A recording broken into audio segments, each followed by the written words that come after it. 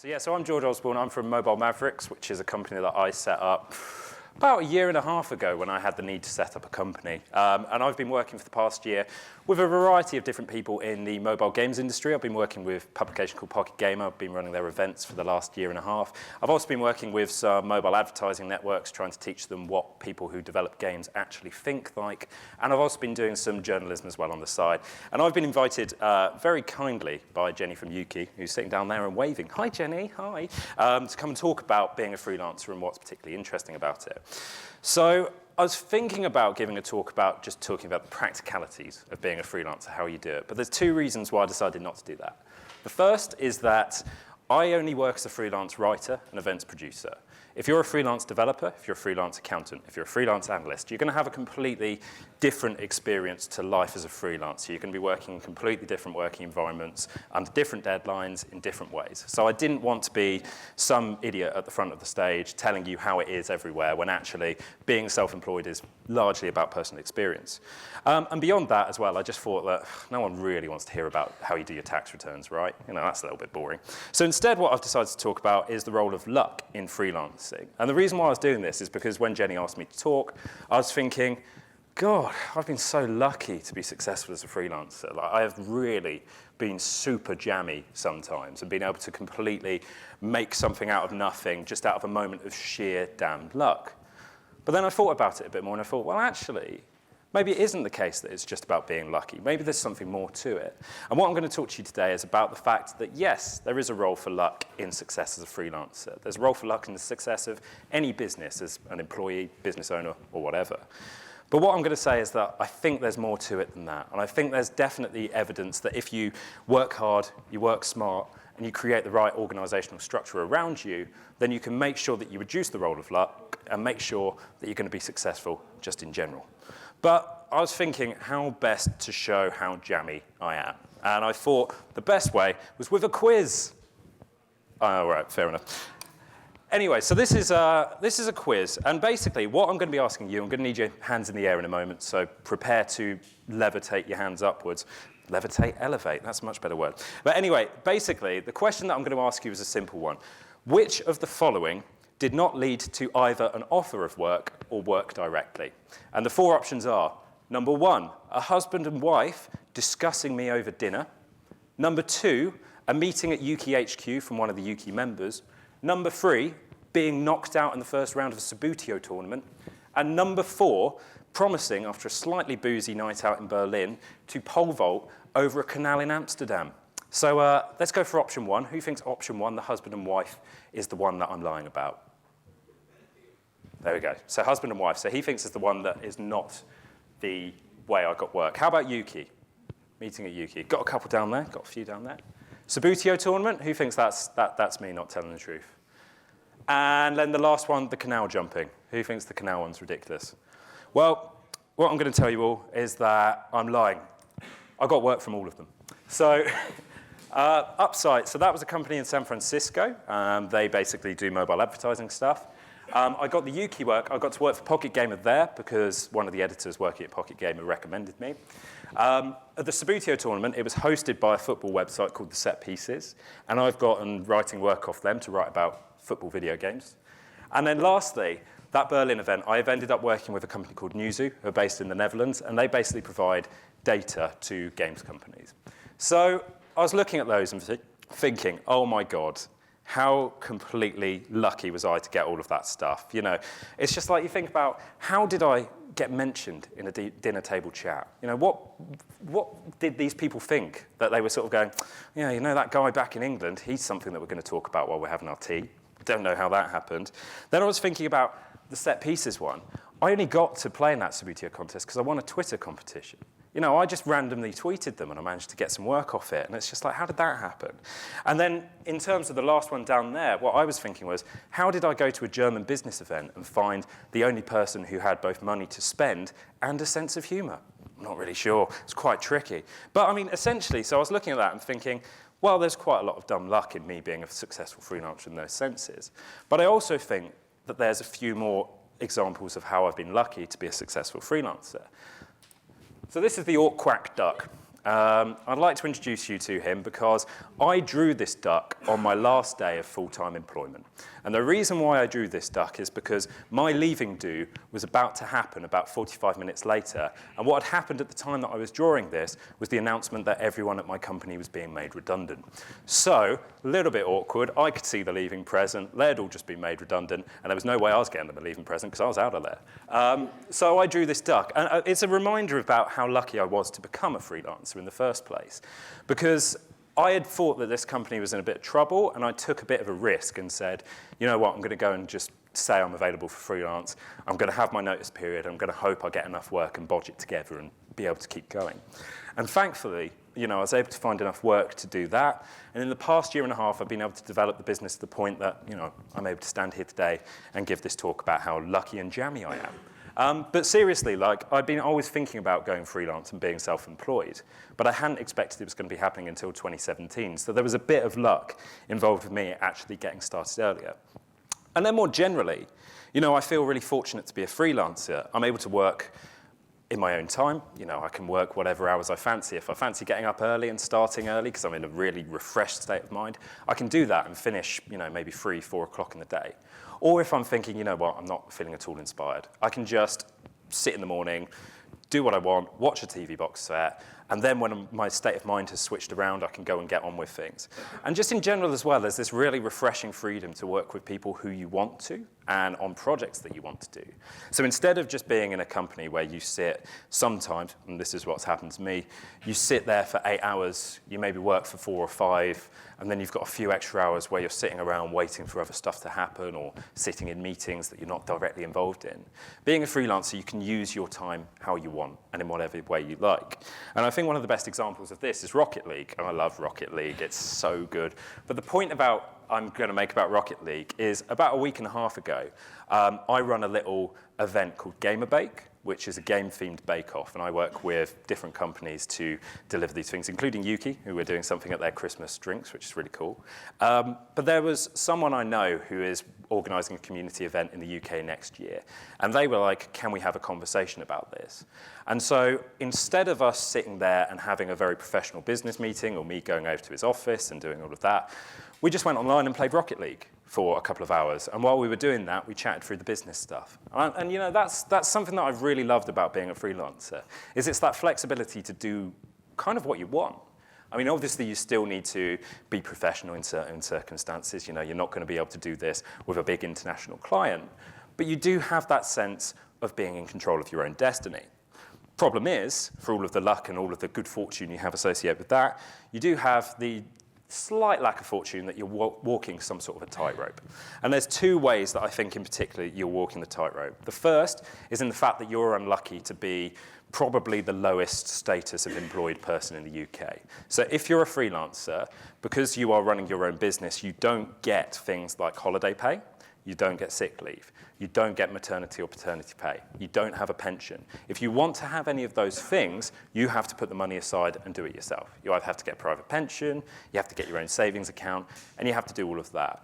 Which is okay, it's all right, it can be done, but with freelancing income, I will say honestly, there have been some months where I've earned barely anything at all, and some months where I've earned a huge amount. So it's really difficult to sort of modulate between the two and actually make sure that you're consistently saving to provide yourself that safeguard. So there's that one problem, which is about your status as an employer, as an employee in the government. But then there's more broadly a problem about insecurity. And particularly with freelancing, it tends to be that you're one of the last people in and one of the first people out if something goes wrong. So with most freelancing contracts that I've usually got about 1 week or 2 weeks notice period. Or I have one particular project that when it's finished, I'm paid up and then off I go. I don't carry on doing anything. So you've got the fact that, a good example of this was I was working with a client last year and everything was going really, really well, and I got through my trial period and it was going fantastically. And then the marketing director who I was working with left. And the new person who came in was just like, I want to hire my own people. And so, boom, you've suddenly lost it. So what it ends up feeling like when you're actually out there doing the work is it can feel like you're really reliant on luck from either side. You know, you're getting buffeted between the moments when you're really lucky and something good happens and the moments when you're getting really unlucky. And it sometimes feels as if you haven't really got a choice, that you've just got to live with this. But then I was thinking about it and thinking, you know what? It's not luck that we're talking about here. We're talking about something much more solid and reliable. We're talking about probability. You know, luck is probability taken personally. What we're talking about here is not just some amorphous thing that happens to you and you just pray it works to yourself. You're thinking about it in a mathematical sense. You know, you've either got 0, it's not got any chance of happening. 1, it's definitely happening. You've got everything in between. You know, you've got these odds. And the reason why I've started thinking about that is because if you think about it in that sense and think about it in that more mathematical way, you can remember that there's plenty of different ways that you can shift the odds in your favor. You're still going to, of course, be subjected to luck and subjected to fortune, but there's things you can do to change it. Now, how do I best explain that? I was thinking I could put some mathematical diagrams up there, but I've just gone for XCOM. Yes, XCOM. How many people in here have played XCOM? That's pretty much everyone. But if you haven't played XCOM, you're basically in charge of this global organization which has to go and shoot aliens to prevent the Earth getting taken over. And when you go into each of these turn-based battles, you have to go and shoot up the aliens, and you get a percentage chance of hitting the little so-and-sos. And essentially what happens, so I ended up just booting up XCOM Enemy Within on the iPad and just getting a few early screenshots from this game. So as you can see in this particular instance, you've got a 45% chance of hitting this little geezer. And I took a shot, and I missed it in this particular round. And so I was a bit like, well, I want to be more certain of hitting this little guy in the next round. So what I did was I decided to take a little bit of a risk. So he ran over and hid behind that bin. And so I ran up right next to him and then pointed a gun at his head on the basis that, hey, that's going to make it more likely to hit him. And lo and behold, I've gotten more chance of hitting him. But I've had to pay a bit of a price to do that. I've had to take a risk. You know, I've had to take myself out of the comfort zone of sitting behind a nice knee-high wall where I'm nice and safe and go and put myself in a position where I expose myself to the chance that things aren't going to go wrong. You know, that I could perhaps shoot this guy and I might not kill him, and then he's got a direct shot on me with a plasma pistol, and they hurt, honestly, man, not good, especially with early rookies. So what I was thinking about this, and what I think this illustrates, is the way that when you're on sort of the battlefield of life, oh, you can quote that if ever you fancy it, the battlefield of life, God, I'm such a business. Anyway, you can go and move around and take a different approach to things. You don't have to do everything in one way. You choose about which battles you're going to pick. Are you going to be slow and steady wins the race, maybe a little bit unspectacular, but recording success slowly and steadily? Or are you going to be going out and trying actively to go and pursue things, but take the risk that they might not always go well? I think XCOM's really good at illustrating that, because you have to make those decisions and weigh them up and whether or not you're going to succeed or not. But I also think there's something else about XCOM, which is like in the background. You know, behind all of this, as I said, I've only just started out in this save, so my rookie is completely inexperienced. He's equipped with terrible gear, and he's basically not suited to fight a war. But what you do in XCOM is obviously you do a load of work behind the scenes. You go and build a base, you go and research a load of technology, you gear these people up so they have more chance of surviving. As they survive missions, they get experience, they get better at killing this sort of stuff. And what you start seeing is that probability, it doesn't just start creeping up as a result of where you're positioned on the battlefield. It just starts creeping up generally because you get better at dealing with those examples. And I think, ultimately, that's kind of the point that I'm getting at with being a freelancer. When you're being a freelancer, you're going to make choices where you're not sure what's going to happen. It's a bit like you're playing a game of 80 days. I don't know if anyone's played it in here. You journey around the world as a Phileas Fogg and Passepartout, and it's absolutely fantastic. You're going to make decisions, and you're not necessarily going to be sure whether they're going to work out for you or not. But if you've got a sensible approach to your day-to-day work when you're on the battlefield, and you're thinking about how you're constructing your work life around the rest of it, so those structures that basically go on and suit your life, I think that there's plenty that you can do to mitigate the effects of luck. So, when it comes to, say, choosing which battles you end up fighting, there's always a risk-reward dynamic. I have the option as a freelancer to go and pitch articles at The Guardian. So I can write to their editor and say, I've got this idea for an article. But to come up with a really good article idea, I have to spend time researching it. I'll probably have to spend time interviewing people. And I'll have to accept the risk that The Guardian's a very popular publication. But if I get into it, then the reputation boost and the amount of money that they'll pay me in comparison to other games journalism sites might be worth taking. Or, on the other hand, I can find more of those mobile advertising networks that I work for. So mobile advertising networks, they're really good to work with because they want to reach out to game developers, but they're all advertisers. They don't understand what makes a good game. They don't understand why people like to play games sometimes. And sometimes you talk to them and you will literally talk to people who will say, we're putting our adverts in games, but no one in this office actually plays mobile games. So you've got that choice between maybe taking a bit of a risk and going for something that seems really big, or taking something that's smaller, that's more consistent, where you keep getting work from it, but that perhaps doesn't have that glamour attached to it. You know, it's that choice between running out there and trying to take the alien head first, or sitting behind the knee-high wall and hoping that it works out for you. And the other thing as well, so you're talking about that approach to doing things, when you're actually out there working. The other thing is about building the structures to increase your chance of succeeding in the fight. So, that's me speaking at a conference in Helsinki. And one of the reasons why I love to come out to these events and speak is because I love to talk about the work that I do. I love to share those things. But it's a great way of getting people to think about you, of getting people to remember who you are, what you do, why you do it, and things like that. So it's weird, because I'm a writer first and foremost. Getting up in front of people and talking is weirdly background work. That's the kind of thing that goes on in the background to support me. But beyond doing that, there's other things that I do that I hope will, enable me to take more time to take risks and sort of take away the risks of things going wrong. So every month, I've got a very clear invoicing process. It's really, really boring to talk about, but on the same day every month, I do my books. I pick up all my receipts, I fill out everything, I put in some forms, I fill out my spreadsheet that shows how much money I've made every month, I move on to the next thing. And just by doing that little structured thing, it frees me up to have more time to do the things that I really want to do, as opposed to worrying about that. And then just in general, you end up opening yourself to take more risks, to be able to be more successful, and ultimately reduce the role of bad luck. Because then I started thinking about it, and then I went back to the examples that I mentioned to you earlier, because the way I opened this talk up was by saying they're pure dumb luck. But they weren't totally dumb luck. And in fact, a lot of the things that I've talked to you about the way that I've worked and the way that I've structured my work, I think actually probably helped me quite a lot with these. So the dinner table conversation, there's no way that I influenced these two people in San Francisco to have a conversation about me. But it was the husband who works for one of my clients called Grow Mobile. He recommended to his wife when she was asking about content marketing to work with me, because I'd worked with his company for 4 months. I'd produced about 16 pieces for them, and 3 or 4 of them had been picked up by major publications like the Next Web and VentureBeat for publishing there. So I'd done the work there, and even though it was very lucky that the conversation happened, it was because I'd done the work that I was able to get the recommendation.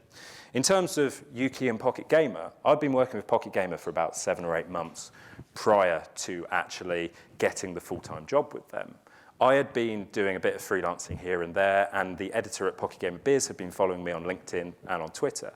So when I announced that I was going freelance, and Pocket Gamer were like, we need someone who understands mobile gaming, who can write a bit, and who might be available soon, he was able to say, hang on a minute, this guy's available.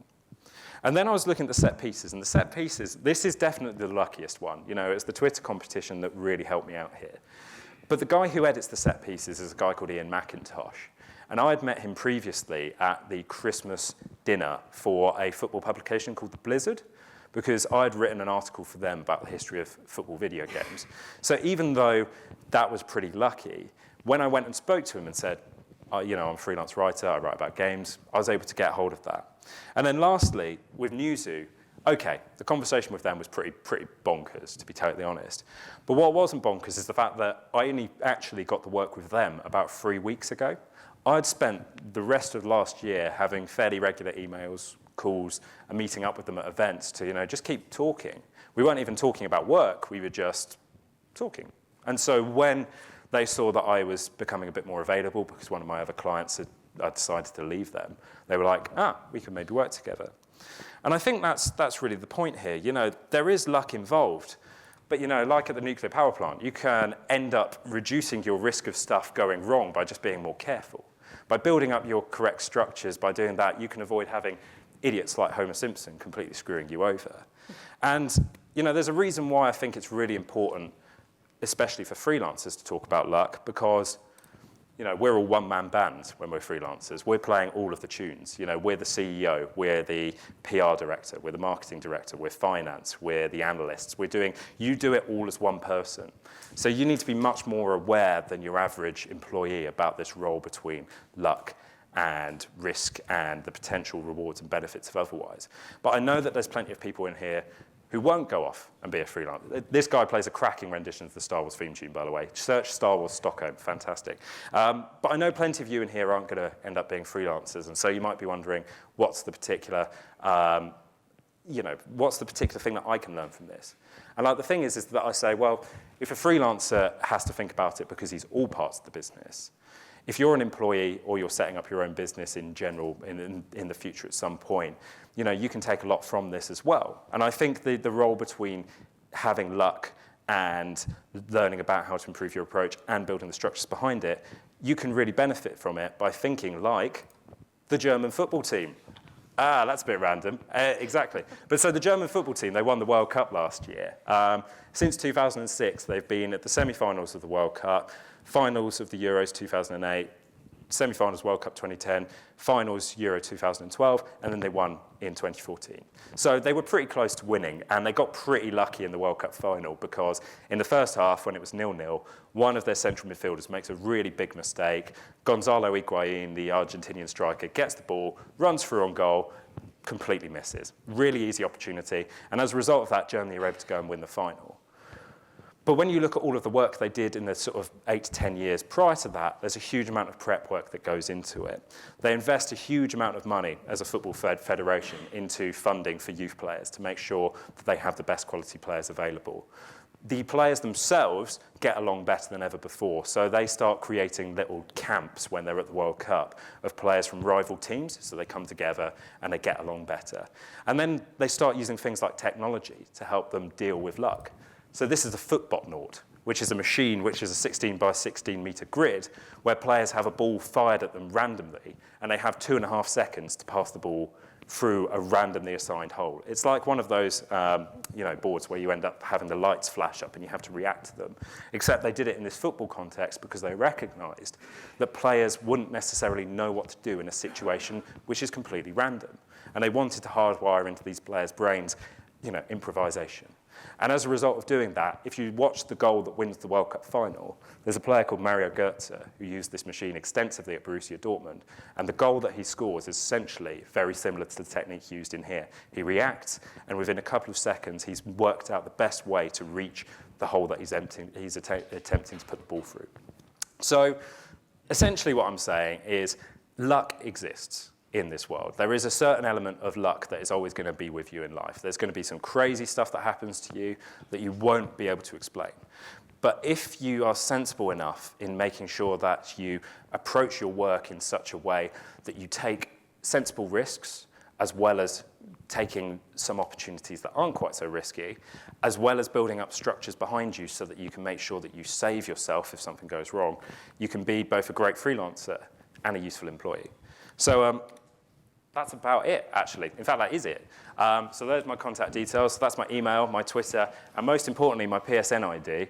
If you want to talk about any of this or want to talk more about actually the sort of tangible stuff of being a freelancer, like how you set up your books and things like that, I'll be more than happy to. And I guess that's about it. Yeah.